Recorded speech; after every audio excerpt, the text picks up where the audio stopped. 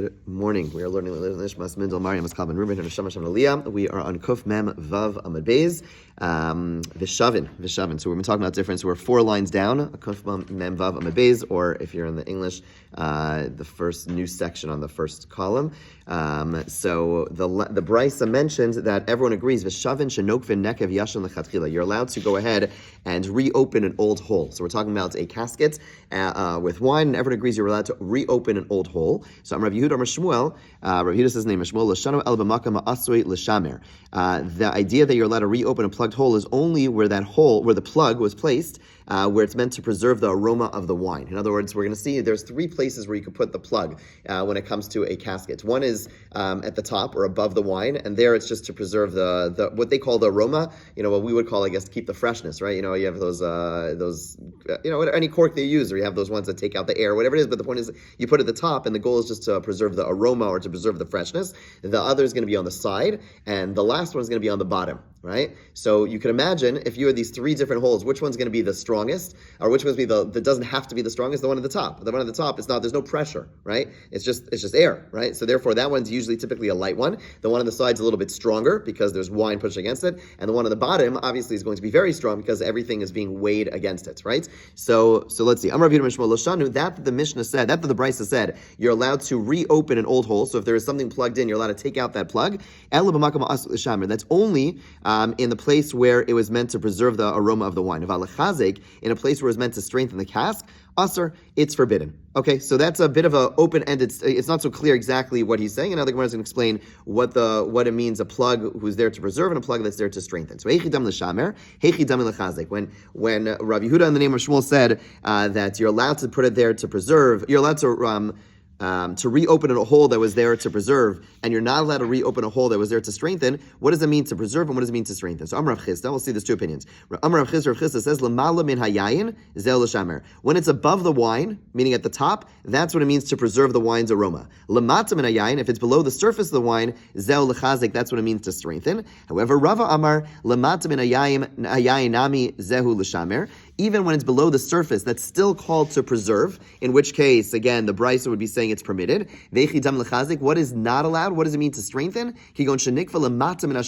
That's where there is a hole at the bottom below the dregs, meaning all the way on the bottom of the actual the wine, and that type of plug we're saying that type of plug we're not allowed to reopen because presumably it's such a strong plug. In other words, you put it in that hard, when you put it in such a place where you have to make it really, really strong, to reopen such a hole, that's already going to be forbidden. Okay, so basically, again, you have a casket, you have these 2 opinions about which type of hole is allowed to be reopened. At some point, you can't make a new. Everyone agrees you can't make a new hole, right? Everyone holds you can't make a new proper hole in one of these caskets. The question is, at what point of resealing an old hole does that seal become as if it was always there? That when you take it off, it's like you're making a new hole, right? So one opinion says as long as it's below the wine level, then it's already considered. Presumably, you made it strong enough that if you take it out, it's like you made a new hole. And the other one says no, it's even that's permitted. It's only when you put it on the bottom there it has to be a really, really strong plug, and therefore if you took that plug out, it's like you made a new hole at that point. Okay, fine.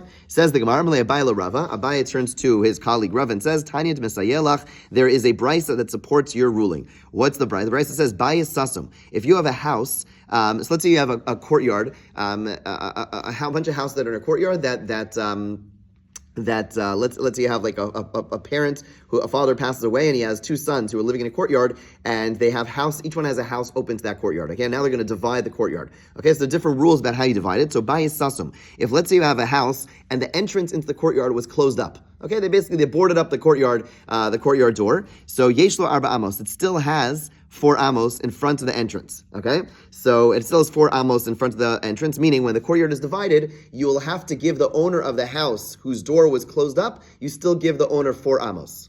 Right? Basically, that's still seen as his entranceway. Even though you boarded it up, the bottom line is we still see it as an entranceway, and therefore when you divide that property, he still gets 4 amos. 4 amos is seen as like the opening to that space, and therefore that still is given to him. However, paratz es patsimav, if they tore down the door frame entirely, okay, so basically they didn't just board it up, they tore down the door frame and they just built a wall there. There's no door frame there whatsoever. Ein la arba amos, there is no 4 amos. Basically, we treat it as if there's no longer a door into this courtyard, and therefore when it's divided, he doesn't get that 4 amos automatically because there's no door there. Okay, a person only gets 4 amos automatically when there's a door there. Similarly, regarding tuma, bayis sasum, if there is a corpse within a house and the door is closed off, in other words, a person puts boards up the door, eino mitame kol savivav, then there is no tuma that goes beyond the door, beyond the house at all. In other words, it stops at the door and it doesn't go beyond it. However, paratzas patzimav, if they tore down the door frame and then sealed it down entirely, but there's no door there,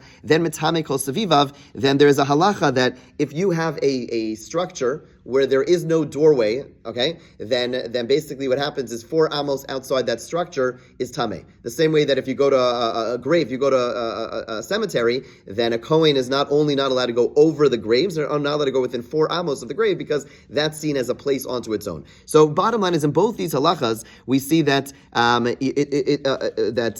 an opening loses its status only when it's been completely sealed off. Anything less than being completely sealed off is still seen as an opening. Right? In other words, what was Rava saying? This is a very interesting support to Rava. Rava was saying that if you put a plug on the side of the casket, it's still seen as an opening. It's only when you put it on the bottom, when it's like really completely sealed up, that's the only situation where we treat it as like it's no longer an opening, and it's like it's just part of the casket, and that's why you're going to be chayav if I take out that plug. So similarly, again, it's not identical, but Rabbi is trying to say in a similar vein, we see that the halachos are that just because you close something up doesn't make it like it loses its status as a door. It's only, you have to go like to the extreme to make something lose its status of a door, and that's similar to the plug on the bottom of the casket. Okay, it's a little bit I wouldn't say it's identical, but that's what Abaya's attempted proof. Okay, now we're going to go into further halachos about adding things to existing holes. Some of these halachos are not as relevant to us. They obviously were drinking all their drinks. Most of their drinks were coming from caskets, and there are a lot of different unique type of ways of pulling the liquid from the casket. So guvsa, a spigot. Okay, let's say you have a spigot to go ahead and to place a spigot in an open hole. Right, the spigot is basically like a little tunnel that you want to put into some method, some little tool that's going to help you bring liquid out of the hole. So Rav says you're not allowed to put it in. Shmuel says you're allowed to put it in. Okay, now the Gemara goes into a little more detail explaining what they're actually arguing about. So they would use a reed as a spigot. Okay, so basically a little a reed, and they would go ahead and they would cut it very precisely and use that as a spigot. So everyone agrees to cut the reed to serve as a spigot. Everyone agrees that is going to be forbidden. Different reasons behind it. Either misakin mana, you're actually building something, or it's mechatech. There's a prohibition against any precise cutting is going to be asur on Shabbos, right? So you are allowed to cut on things on Shabbos. You're allowed to use scissors on Shabbos if you need to, but it's only when it's going to be cut in a haphazard way, and it's going to be like what we'll call a destructive fashion. So you're allowed to open a freeze pop, let's say, but you cut it like whatever. You to go ahead and make like a perfect cut is going to be problematic, right? So over here, to cut the spigot, to cut the reed in a very precise fashion, that's going to be asur because that is mechatech or misakin mana. Okay. However, ahadure, to simply put a reed, let's say the reed was in the hole and it fell out, you're just putting it back. Everyone agrees that's okay. They're talking about a very unique case where you have a reed that was already cut to serve as a spigot, but it wasn't perfectly trimmed. Okay, so basically it's cut. It was cut off the ground and it was put in, but it's not so precise. And so there's a concern over here. What's the concern? The concern is manda asur, the one who says you cannot use such a spigot, is gazrin and zoma asl mechtech lechatchil. The concern is that since it's not cut perfectly, and I'm going to go ahead and use it, I might be led to go ahead and trim it so that it's cut perfectly. Right? So if in a situation where I'm using a reed which is not perfectly cut, there's a concern that I may go ahead and cut it perfectly. Umad Ashari, the one who says it's allowed, lo gazrinan, there's no such decree. Okay, Kitanai, and the Gemara says follows up with a machlokas tanaim. Ein chotchin shfoferes b'yam. So if a person's not allowed to cut a tube to serve as a spigot for a cask, vein tzarach lom b'Shabbos, you certainly can't. If you're not allowed to do so on Yom Tiv, you're certainly not allowed to do so on Shabbos. Okay, nafla machzner so b'Shabbos. If it fell out, you're allowed to return it in its place on Shabbos. Vein tzarach lom b'Yom Tov. Certainly, if it fell out, you're allowed to return it on Yom Tov. And then we have this cryptic line at the end of the Brisa, Rabbi Yoshia Mekel. Rabbi Yoshia rules leniently. Okay, so it's not clear what he's referring to. Rav Yoshia Aye, what is Rav Yoshia referring to? Ilema Reisha, if you want to say he's going on the beginning of the Reisha, the beginning of the Brisa, which says you're allowed to trim the spigots. That the Brisa again says you can't cut a tube to serve as a spigot, and he says you're allowed to. That can't be. Hakam misakin mana. everyone would agree that's forbidden because you're perfecting a vessel, and there's no way Rav Yoshia would allow that. So it can't be Rav Yoshia is going on the Reisha, on the first statement. Ela Seifa. So you have to say he's going on the second part of the Brisa. And what did the second part of the Brisa say? You are allowed to return it into the hole. And then it says Rav Yoshia is lenient. What do you mean he's lenient? The Tanakama is also lenient. Like you're not saying, you're not arguing. So Ella Aseifa, Tanakama Nami Mishra Kashari, the Tanakama also allows this. Ella, it must be there's some there's like a gap in this brisa, that there's a case that they're arguing about that's not said explicitly. What is that? Ella de chaticha velo misakna ika benaya. There must be, they're arguing about the following case, where a person cut a reed to serve as a spigot, but it wasn't perfectly trimmed. Mar Savar Gazrina, the Tanakama says that situation cannot be allowed. Umar Savar, Rav Yoshia holds, Lo Gazrina, you're allowed to use it. Okay, so the bottom line is, you see it's that same machlokas. Can I use an item which typically is cut precisely? Am I allowed to use it when it's cut imprecisely? They specifically argue about this case of a spigot, and the Gemara says, Darash Rav Shisha, Berej Rav Idi, Mishmeid Rav Yochanan, Halacha Rav Yoshia. The halacha is like Rav Yoshia, that there is no concern if you're using something which is normally cut perfectly, and you're using it, and you want to use it even though it was not cut perfectly, there is no concern, and that is the halacha. Bottom line is, if you have something that you want to cut in an imprecise fashion, even though it's normally cut in a more precise fashion, you're allowed to use such thing. We don't make a gezer. There's no decree that you may come to go ahead and cut it in a perfect fashion. There's no such decree. Okay, fine. Further, if the cask had a hole, the Mishnah said, you can't place wax in that hole. To go ahead and place a new wax, like to go ahead and place wax over there, you're not allowed to do. Why? Because the concern was that if you place wax, you might go ahead and start smoothing it out, and that's a prohibition of mimareach. That's a prohibition. Again, if you have a proper, cork stopper, you're allowed to put it in. We're talking about a substance which could be moved around, which could be like smeared around. That's going to be problematic. Okay. Now the Gemara asks, Mishcha, what about thick oil? Okay, so you have oil that's very, very thick. Rav Asar, Shmuel Shari. Rav says it's prohibited to use thick oil, and Shmuel allows it. Madza Asar, the one who says it's forbidden, Gazrina Mishum Shava. It's forbidden because it's similar to wax, meaning oil really is viscous enough that there's no issue of mimareach. When it's thick oil, one says it's similar to wax, and therefore you can't use it. Umad Shari, Lo Gazrinan, the one who permits it says there's no such decree. Amalei Rav Shmuel Bar Chana al Rav Yosef, Beferish Amas Lam Mishmed Rav, Mishcha Shari, that using thick oil is permitted. Okay, so this has ramifications for any time we're using, what is, there's an isser again of mimareach, of smoothing something, of like a thick substance. The question is how thick, but then we see over here thick oil is going to be permitted. So big discussion about what type, let's say you have any type of liquid soap, or any type of liquid, what's included in the prohibition of mimareach and what's not. So generally speaking, many poskim say that any like cream that, the best, you have a Purell bottle? We used to have like 100,000 Purell bottles. Okay. Bottom line is that I guess COVID's over. Okay. Bottom line is that if you there's machlokas poskim. Rav Shlomo Zalman is of the opinion, and Rav Moshe is more machmir about this, and many are more machmir. But we rely on our shul and other places that basically Rav Shlomo Zalman's way of defining it is, if you take a bottle of something and you turn it to the side and it starts moving, right? Then that's already considered liquidy enough. It doesn't mean it's not a liquid that it's going to start again, Purell is a great example. Purell is like that perfect sweet spot where it's thick, right? And there are those who therefore say it's usher. It's usher to use Purell on Shabbos because of this, but there are others who are based on Rav Shlomo Zalman, and Rav Moshe would say it's usher, Rav Shlomo Zalman, and again, it's like we're seeing over here, like where do you draw that line? So Rav Shlomo Zalman's barometer is if you turn it sideways and starts to move immediately, even if it's not like, again, it's not a liquid, it doesn't fall immediately, but it starts to move immediately, then that's going to be allowed. And therefore, something like Purell is going to be permitted. Something like hand cream, you turn it to the side, it'll move eventually, but not right away, right? And therefore, you would not be allowed to use hand cream on Shabbos, but to go ahead and use Purell, anything of that nature, any hand soap, again, you'll see a lot of people going ahead, and when they have a hand soap, they'll mix it with water. They'll have like a Shabbos soap, they'll mix it with water, then it's like very, very, very liquidy. We don't do that over here, and we have foam soap anyways, which is its own question. But the bottom line is that bottom line is as long as it's liquidy enough, which any liquid soap that you move it to the side is going to start moving, that would be mutter. Okay, fine. Let's go further. Amar Tavos Rishba. Amar Shmuel Tavos Rishba. Not a name that we see very often. Some say he was a hunter. Rishba is a hunter. Okay. Bottom line is he says, "Hai tarpa de asa asar." To place a myrtle leaf in the hole of a cask is forbidden. Okay, so what were they doing with this myrtle leaf? They were making it into a tool, not a tool, like a pipe, like a gutter, basically like a spigot to get wine out. So again, keep in mind, their casket has a hole. How do you get the wine out of that? So you want to have, so one thing is you put a spigot, you have a tool, and you put a reed. I mean, their reed was their thing, but let's say you didn't have a reed, so people take a leaf, a large leaf, and kind of like turn it up, right? It's a thick leaf, and basically what they do is they stick it in the hole, and therefore it's going to pour out through that myrtle leaf. He says you can't go ahead and place that in the cask on Shabbos. Ask Gemara my time, huh?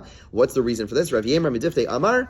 Gezerah mishum marzev, a decree because of making a gutter. It's similar enough, not a gutter like outside your house, but a gutter meaning to go ahead and make a utensil to place into the caskets. It's too similar to that, and therefore it's not allowed. Rav Ashi Amar Gezerah Shema Yiktum, the decree is not because it's too similar to making a gutter, but rather concern is I'm going to pluck a leaf. If I let you use a leaf on Shabbos, I'm going to go ahead and pluck a leaf. My benaya, what's the practical difference between these two possible reasons? If in a case where leaves have already been plucked and placed and they're ready designated, then it's presumably Rav Ashi would not make a decree in that case. Rav Ashi was concerned a person is going to go ahead and just get a regular leaf. That's going to be problematic because the person may come to tear a leaf. But if you had a whole bunch of leaves that were set aside for this purpose, then Rav Ashi would not make this decree. But Rav Yemer of Difti would still be concerned because it's too similar to making an actual gutter or a spigot, and therefore he would not allow it. Okay, we don't use these leaves. Okay, let's go further. Beis Sadia, felt padding. Okay, so felt padding. Rav says if you want to carry this felt padding outside and you wrap yourself around with it, then it's forbidden to go ahead and bring this into a public domain. Ushmuel Shari, and Shmuel says it's allowed. Okay, so let's see what they're talking about. Says the Gemara, Bir Rakin, if we're talking about soft felt, Dekuli Amalo Pligi Shri. Everyone agrees you're allowed to transport felt in that way because it's clothing-like. Even if it's not so typical to wear felt, but bottom line is it's a material, and if it's a soft material, you wear clothing. So felt is just one of the materials, and therefore if I go ahead and wrap myself in felt, keep in mind, they wore like robes back in the day, or shawls. So a person wraps himself in a big thing of felt on Shabbos, no problem if it's soft. Bekashin, if it's very stiff felt, Dekuli Amalo Pligi Aser, everyone's going to agree it's forbidden. Ki Pligi B'mitzeh, they're arguing about intermediate texture. It's not soft, it's not really hard, it's somewhere in between. Rav, who says it's forbidden, is because it looks like you're carrying a burden. It doesn't look like clothing. It's not like hanging on you, meaning if it's clothing, it hangs on you nicely. If it's really hard, it doesn't hang on you at all. It doesn't look like clothing. If it's in between, it hangs on you awkwardly. So if it hangs on you awkwardly, it kind of looks like you're carrying a burden, and that's going to be forbidden. Shmuel says no. It hangs on you enough that it's similar to clothing, and therefore it's permitted. Okay, says the Gemara that we said this is we haven't seen this I don't think in a long time. But when sometimes we have a quote about a teacher who says something, and sometimes it's because they said it explicitly, and their students are going ahead and saying, "Oh, our teacher said it's forbidden," and sometimes they didn't say explicitly. We inferred it from somewhere, and now when you make an inference, there's a danger there, right? The same, the joke about I don't know all these Hasidic minhagim starting because the Rebbe sneezed one day, in the middle of his Suda, so everyone sneezes in the middle of their Suda. Okay, so it's dangerous when you make an inference because maybe it was happenstance, maybe you misinterpreted it, as opposed to when the teacher said, this is what you could or should not do, that's a different story. So the Gemara points out, that you just quoted Rav saying it's forbidden to transport this type of felt, he didn't say so explicitly, it was inferred. Okay, why? What was the story? Rav went to a certain city, a place where there was not enough room for everyone to sit down. He was going to give a shiur, but it was a very tzafuf, it was a very small place. So he left the house and went to go teach in the Carmelis, quasi-public domain, right? There wasn't enough room in the house he was living in, he was staying in, so he goes to the public domain. And one of his students went and brought felt padding for him to sit down on, right? He's in the street, right? It's not comfortable, he's a big teacher. So one student goes ahead and wraps himself in felt, and brings it outside, takes it off and says, here, Rebbe, sit down. Lo Yosef, he didn't sit down. Okay, the one who saw this thought, they thought because carrying felt padding is forbidden. That wasn't really the reason. In truth, Rav agrees to Shmuel. You're allowed to carry felt. So why did he not do so? Because since there are others who disagree, there are other rabbis who say you can't do so, he, out of respect, out of deference, he didn't want to do so in a public place. Right? He himself felt it was okay, he didn't want to do so publicly. Umaninu, who are the rabbis who said it's forbidden, that he was showing deference to, Rav Kahana, Rav Asi, they hold it's forbidden. Rav holds it is permitted. Okay, new Mishnah, new topic. No stint hafshel sochabar b'shvil shehei shamar. A person's allowed to place a cooked dish in a cool, dry pit in order that it be preserved. In other words, in order that it stays cold. Remember, we spoke about this in the past. Their refrigerators were holes in the ground. Literally, they would dig a hole. It was cool in the ground. They would place there something there. The Gemara is going to ask, like, this is so obvious. Why in the world do you have to even say this? Of course, you're allowed to place food in a pit. Like, there's nothing. Why not? Okay. Similarly, let's say you have lukewarm water and you want to cool it off. So it's in a pitcher. And so how do you cool it off? In the old world, what do? You find another body of water that's cold and you place it in there. Okay, so you're allowed to place a lukewarm or whatever, a warm canteen into cold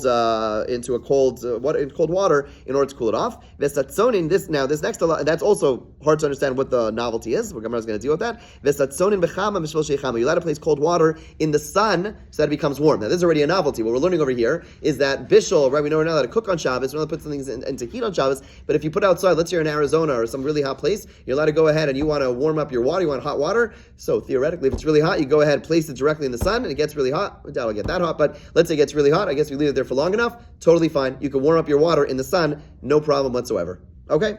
Says the Gemara further, Mishanishu Caleb. Sorry? Tea that way? If you're allowed to, there still might be an issue of cooking the tea. We're going to get to that, but certainly cooking the water would be permitted. Okay, Mishanishru Kela B'derech B'mayim. If a person's clothing fell in water, they got soaked on Shabbos. Mahalach ben Menachoshes. You're allowed to walk, and we don't assume that anyone's seeing you walking and it says, "Oh, this guy was did laundry on Shabbos." In other words, if you're walking and soaking wet clothing, no one's going to say, "Oh, this person did laundry on Shabbos, and that's why they're wearing this wet clothing." We assume if you did laundry on Shabbos, you went ahead and dried it, right? So you're allowed to wear, if your clothing is wet, we don't have to worry that people are going to come to the wrong conclusion. However, if a person comes, once you come into an area that you're allowed to carry, you spread in the sun, but it can't be done in front of the people. Now that last line sounds like what it's saying is you're allowed to spread it out in a normal place, but you just can't do it in a way that people could see you doing that. Okay, we'll see. The Gemara is going to challenge this, but let's see. We'll get there in a moment. Pshita, the Gemara says, about the first halacha, you're allowed to place a cooked dish in a cool place to keep it cold. That's obvious. Ma'adatema, I would have thought, nigzer mishum hashviu gumas. The Gemara says the reason it's a novelty is you may have thought you're not allowed to use a pit at all, because we saw earlier there's a concern that a person might smooth out depressions in the bottom of a pit. Right, whenever you're using ground, there's a concern you're going to make it flat, and that is a form of binyan, right? So if you have a indoor fridge back in the day, which means you had a hole in your house, there's a concern. Let's say you have a big dish, and it's you made this beautiful charcuterie board, I don't know, whatever it is, and if it's like on an angle, then it's all going to roll off. So what you might do is you might go smooth out the bottom of the thing and then put it. The Gemara says, Kamash Shalom, we don't have such a decree, and you're allowed to go ahead and use that pit. We're not concerned that you're going to go smooth it out. Okay, you're allowed to put water into stale water. In other words, you put like good water in a pitcher or whatever, in like a canteen, and you put it into like not good water, but that water that's cold. Pshita, that's also obvious. Seifat strichale, the reason that the Mishnah is saying is not because of that halacha, you're right, but we're saying almost as a lead up to the next halacha, vesatzonin b'chama, that you're allowed to place cold water in the sun. Hanami pshita, that's also obvious, that you don't have to put that you're allowed to put cold water in the sun. There's no cooking there. Ma'adatema, I would have thought, nigzer dilma asla tzmunim remetz. If I allow you to place something in the sun, I may go ahead and place something in ashes. In other words, how do I know to distinguish? If I say you could heat things up, maybe I could, if I could heat it up this way, why can't I heat it up that way? Kamash Malan, it's permitted. Maybe we'll come back to this, but there's a discussion about Dud Shemesh, right? I don't know if we discussed it earlier, but in Israel, their water is heated up through the sun. Is that allowed on Shabbos? Can you use such hot water on Shabbos? That's relevant to this discussion of the sun heating something up. Okay, we don't have time today, but maybe we'll come back to that. Okay, then the Mishnah says, Misha Nashru, if their garments got into water, you're allowed to walk around with them. Fine. And then it said that when you come inside, when you come into your courtyard, you could spread them out, but don't do it in front of the people. Says the Gemara, Amar Rav Yehuda Amar Rav, Kol Makam She'asru Chacham Nei Maras Ayin. Whenever there is a concern, whenever Chazal said you can't do something because of Maras Ayin, and people see and comes to the wrong conclusion, Afilu B'chadri Chadarim Aser. It's going to be forbidden even indoors. Okay, so Maras Ayin is not, people often assume, Maras Ayin is, it's only in a situation when people see it. But if in my house by myself and no one can see it, it should be permitted because no one can see it. Nope. Maras Ayin is even behind closed doors. I can't do it. However, ask the Gemara. It's not. It was taught in our Mishnah of Lo Keneged Am. You're allowed to spread out your clothing in the sun in order to dry them off. Just don't do them in public. But as long as it's behind a closed door, it's permitted. So the Gemara says Tanahi. It's Machlokas Tanaim. The Tanya is taught in the Brayso Shotcha Mechama. You're allowed to spread your stuff out in the sun of Lo Keneged Am, but not in front of other people. However, Rabbi Lazar, Rav Shimon, Osrin, Rabbi Lazar and Rav Shimon say it is not allowed, and that's the way we paskin paskin? We paskin. So this is a very important halacha. If your clothing becomes wet on Shabbos, so it looks like a person will see the wet clothing hanging, and they'll think, oh, why are you hanging wet clothing? You must have laundered your clothing on Shabbos, and laundering your clothing on Shabbos obviously is Doraisa, and therefore when people see you hanging the clothing to dry it off, people will think that you laundered your clothing. So it's actually, so the halacha follows the more stringent views, and you are not allowed to hang that clothing in a place that you would normally hang wet clothing. So if you have like a laundry rack or whatever it is where you hang wet clothing, you are not allowed to hang it there. You are allowed to hang it on the back of a door. If you normally don't hang things in your bathtub, you're allowed to hang it there. But to hang it in a place where people normally hang wet clothing is forbidden, because people come to the wrong conclusion. Even if you're by yourself, no one's in the house, maras ayin, and the poskim do point out it's only for a doraisa, but whenever there's an issue of someone coming to the wrong conclusion, for a doraisa, someone's going to suspect you for being in violation of a doraisa, it's true, it's prohibited, even if it's behind closed doors, even though no one else can see it, it is still going to be included in that prohibition. Have a great day.